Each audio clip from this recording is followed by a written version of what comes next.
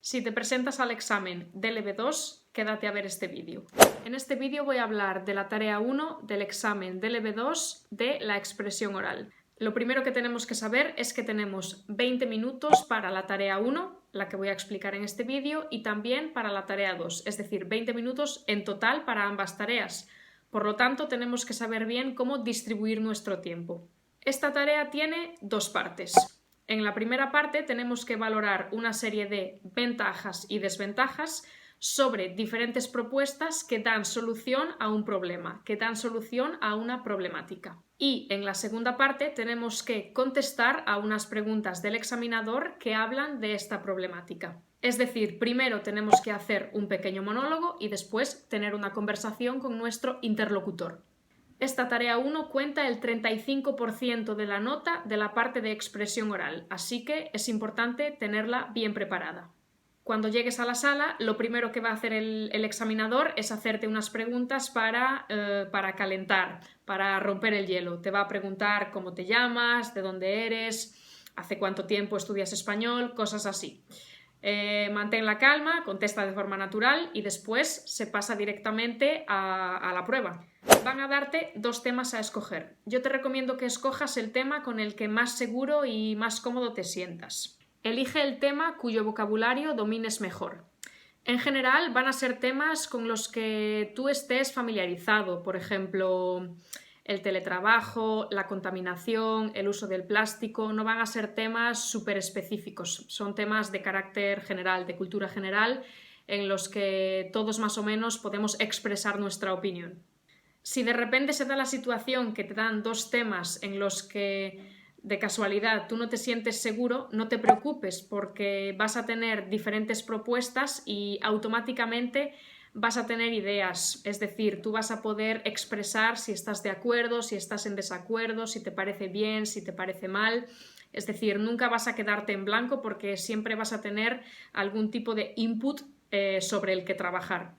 En el examen te van a dar 6 o 7 propuestas, es obligatorio que comentes 4 de ellas, así que siempre vas a poder sacar ideas de ahí, no vas a quedarte en blanco. Una vez elegido el tema de los dos que te dan a escoger, tienes tu tiempo de preparación. Van a darte un papel que posteriormente será tu guión, tu borrador. Es aquí donde tienes que hacer anotaciones y organizar tu monólogo muy bien. Coherencia, cohesión, anota los conectores, anota el vocabulario importante para después utilizarlo. Podemos hablar de las ventajas que tiene, los inconvenientes, a quién beneficia, a quién perjudica, aspectos positivos y negativos. ¿Generan otros problemas? Hazte a ti mismo estas preguntas el día del examen. Una vez leídas las propuestas, tenemos que saber que debemos hablar durante 3 o 4 minutos. Es lo que tiene que durar nuestro monólogo, nuestra intervención. Y la pregunta es, ¿cómo empezamos nuestro monólogo? Hay dos cosas que tenemos que tener en cuenta. 1. Cómo nos referimos a cada una de las propuestas y 2. ¿Qué conectores utilizamos? Lo digo en cada vídeo, pero los conectores son súper importantes. Si tienes problemas para utilizarlos, te recomiendo que los anotes en tu papel, en tu borrador que después en tu monólogo vas a utilizar como guión. De esta forma los vas a tener escritos en tu papel y no te vas a olvidar de ellos y los vas a utilizar. A continuación os voy a dar algunas propuestas para poder empezar vuestro monólogo. Podemos empezar hablando de las propuestas de manera general. Por ejemplo, para empezar, me gustaría comentar que estoy de acuerdo con algunas propuestas, pero sin embargo, con otras no tanto. Otra forma un poquito diferente, pero también general. Para empezar, quería comentar que comparto la opinión de algunas de las propuestas, pero por el contrario, existen otras con las que no estoy tan de acuerdo. Estas son dos frases que podéis llevar bien interiorizadas para iniciar vuestro monólogo. Son frases fijas que os van a ayudar para absolutamente cualquier tipo de tarea y ganáis tiempo, es una frase buena para empezar. Ahora, vamos directamente a comentar las propuestas. ¿Cómo podemos referirnos a ellas? Hay varias maneras. Podemos decir, en primer lugar, en cuanto a la propuesta de, decimos lo que propone, decimos la idea principal, creo que es una buena idea porque bla bla bla.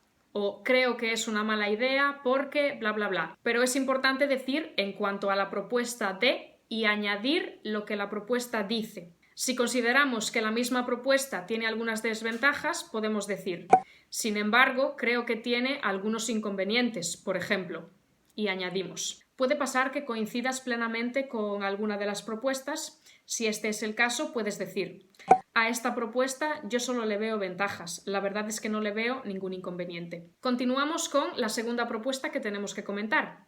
En segundo lugar, la D, y añadimos lo que la propuesta quiere. Esta estructura, la D más el tema que propone cada propuesta, es una buena estructura para hacer referencia a cada una de las opciones. Si el tema es el plástico, podemos decir: la de cambiar las bolsas de plástico por bolsas biodegradables me parece una buena propuesta porque bla bla bla. Se entiende que con la D hacemos referencia a la propuesta. Vamos con la tercera. Podemos introducirla, podemos hacer referencia a ella de una forma un poquito más simple, simplemente diciendo: continuando con la propuesta D, y añadimos lo que la propuesta propone. Continuando con la propuesta de cobrar dinero extra por cada bolsa de plástico que se consuma, no creo que sea una idea óptima porque, y añadimos nuestra opinión, por ejemplo. Y así, además, aprovechamos para utilizar el subjuntivo, ¿sí? No creo que sea. Y finalmente llegamos para comentar la propuesta número 4.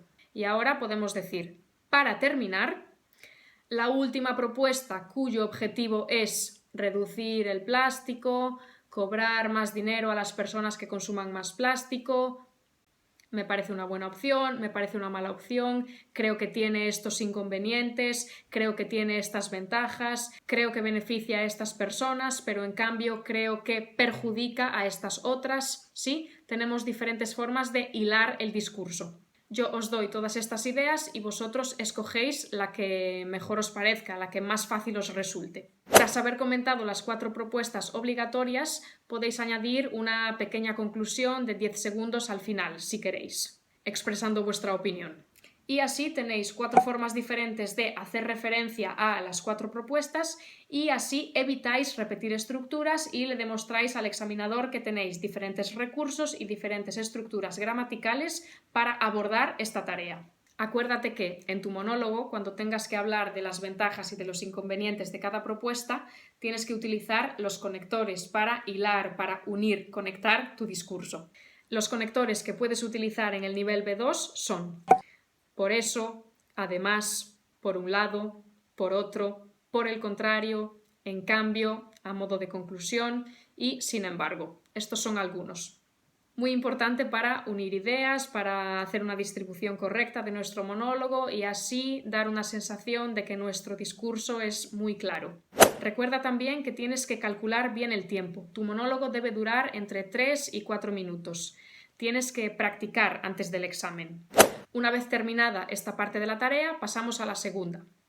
Aquí el examinador va a hacernos preguntas relacionadas con el tema. Si no entiendes una pregunta del examinador, pregúntale educadamente si puede repetir, si la puede expresar de otra forma. No van a bajarte puntos por esto. Las preguntas que te harán están relacionadas con el tema del que has hablado antes y pueden ser preguntas para que tú expreses tu opinión. Por ejemplo, de las propuestas de las que has hablado, ¿cuál te parece la mejor? Pueden ser preguntas también sobre tu país. Por ejemplo, ¿existe esta problemática en tu país? ¿Qué medidas se llevan a cabo en tu país para resolver este problema? Imagina que te hace una pregunta y te quedas en blanco o no tienes mucho tiempo para pensar, no controlas mucho del tema. Recuerda que hay algunos mecanismos, algunos truquitos para rellenar el silencio. Si te hace alguna pregunta y te parece una pregunta difícil o una pregunta interesante, puedes ganar un poco de tiempo contestándole. Es una buena pregunta. Y además puedes ganar tiempo utilizando las muletillas que tanto usamos en español. Por ejemplo, quiero decir, o sea, pues. Hay una gran diferencia entre estar 3 o 4 segundos en silencio, que se considera una pausa larga y bajará tu nota, a rellenar ese silencio diciendo es una buena pregunta, pues quiero decir que, de acuerdo, hay una gran diferencia y es algo que es fácil de recordar y fácil de decir, así que si te pasa esta situación te recomiendo que lo digas. Otro consejo más. Evidentemente, tienes que llegar a esta prueba con ganas de hablar. No contestes a las preguntas del examinador con monosílabos, no te limites a decir sí, no, en mi país sí existe. De acuerdo, tienes que tener ganas de hablar. Desarrolla, ejemplifica, da argumentos, contesta al examinador, enséñale que sabes hablar español. Tienes que hablar de una forma fluida y también espontánea. Recuerda respetar los turnos de la palabra, recuerda colaborar con el examinador. Tienes que hacerle ver que entiendes lo que te está diciendo. Puedes demostrar que comprendes lo que te está diciendo haciendo referencia a la pregunta del examinador o repitiendo un poquito las palabras que previamente ha dicho. Recuerda también que el ritmo de tu discurso debe ser uniforme, debe ser fluido.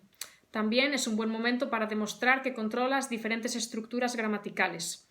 Es un examen de nivel B2, así que intenta utilizar un subjuntivo, un condicional, al menos una vez. Como es una tarea donde hablamos de diferentes propuestas, en la parte donde tenemos que hablar con el examinador puede ser un buen momento para utilizar un segundo condicional. Si estamos hablando del plástico, puedes decir, si yo fuera político, llevaría a cabo estas medidas. Es una buena oportunidad para demostrarle al examinador que controlas, que sabes, así que aprovéchala. Parece obvio, pero realmente el examinador solo puede valorarte dependiendo de lo que tú digas el día del examen. Yo sé que tú sabes utilizar este tipo de estructuras y sé que tienes un buen nivel de español, pero recuerda utilizarlas. Es el momento de intentar introducirlas de alguna manera. Como recomendación final, quería comentar que en la web del Instituto Cervantes hay un modelo del DLB2 donde hay dos muestras de producción oral. Hay una muestra que tiene el apto y hay una muestra que tiene el no apto, es decir, aprobado y suspenso. Mi recomendación es que escuchéis las dos muestras y hagáis una comparación con vuestra producción. De esta manera podréis tener una mejor idea de las cosas que tenéis que mejorar, que tenéis que perfeccionar. Os dejo el link en la cajita de descripción. Y esto sería todo por el vídeo de hoy. Espero que os sea útil, que os haya ayudado. Si te apetece preparar el examen DELE conmigo, aquí te dejo mi email. Estaré encantadísima de ayudarte. Y nada más, te envío un abrazo y nos vemos muy pronto.